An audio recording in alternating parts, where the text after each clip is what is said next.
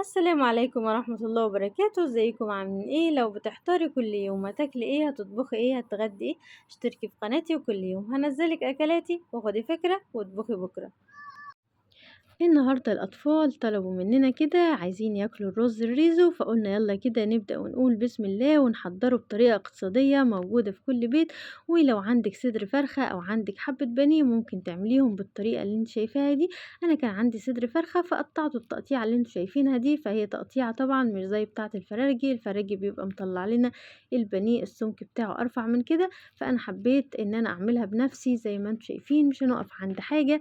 وتبلتها زي ما بنتبل البانيه بالظبط، وبعدين حطيتها في البيض والفيجيتار ورشة كده من الدقيق عشان يفتح لنا لون الفيجيتار واحنا بنحمر الفراخ بتاعتنا. وكنت هنا بوريلكم قد ايه هي السمك بتاعها اكتر من اللي احنا بنجيبها، من اكتر من البانيه اللي احنا بنجيبه من بره. هنحطه كده على جنب لحد ما يتشرب من التتبيلة طبعا، الخلطة اللي احنا حطيناها فوق الفراخ تمسك فيه كده ما تفكش منك وانتي بتحطيه في الزيت، واهم حاجة الزيت بتاعنا يكون سخن بإذن الله. وزي ما انتم شايفين هنبدأ نحضر الرز الريزو، حاجة كده ان شاء الله هتفتح نفس الأطفال. وزي ما انتم شايفين حضرت كوبايتين من الرز ومعلقة سمنة ورشة من الزيت عشان الرز بتاعنا يفلفل ويبقى طعمه جميل ان شاء الله. وهتحطي كده بصلاية مبشورة وطماطماية مبشورة، ولو عندك فلفلاية خضرا برضو هتديله ريحة. عندك فص توم قطعيه تقطيعة صغيرة وشوحيهم كده مع الرز ومع معلقة من الكركم. معلقة الكركم دي بتديله اللون الأصفر اللي الأطفال بيحبوه.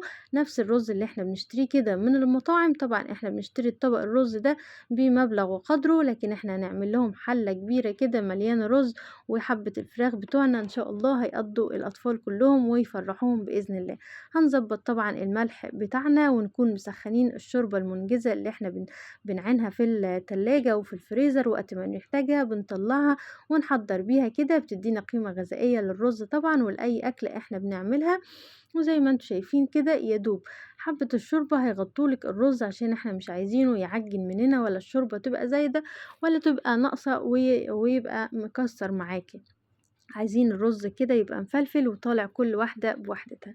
هنسيبه هنا كده ونغطي عليه ونوطي النار طبعا لحد ما يستوي. واثناء ما هو بيستوي كده هنحضر حبة البطاطس اللي انتوا شايفينها، وهنحضر القلاية بتاعتنا ونبدأ نحمر البطاطس اللي احنا قطعناها. حبيت اعملها لهم اي اشكال كده بحيث ان الاطفال وهي بتاكل تفتحي نفسهم على الاكل. وزي ما انتوا شايفين الفراخ بتاعتنا طبعا بعد ما احنا بدأنا نحمرها طالع لونها فاتح وجميل، ده كله زي ما احنا اتفقنا.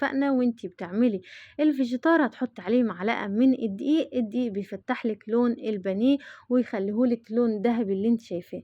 وقطعت لهم كده بصلاية وطماطماية وجزراية وزينت لهم الطبق بحبة حبة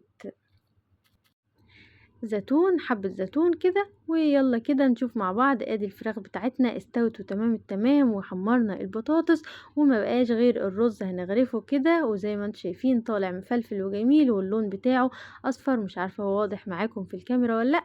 هناخد كده كل طبق للاطفال، كل طفل هنعمل له طبق صغير عليه حبة الفراخ بتوعه وحبة البطاطس، وترش عليهم كاتشب، ويبقى انت عملت لهم وجبة كاملة متكاملة.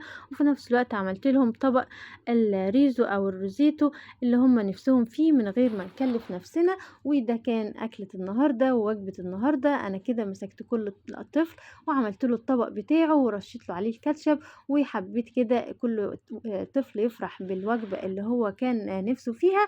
ولو عجبتك أفكار النهاردة وأكلة النهاردة يلا كده ما تنسينيش باشتراك ولايك وخدي فكرة واطبخي بكرة. وبألف هنا وشفا ليكم ولينا، ومع ألف سلامة.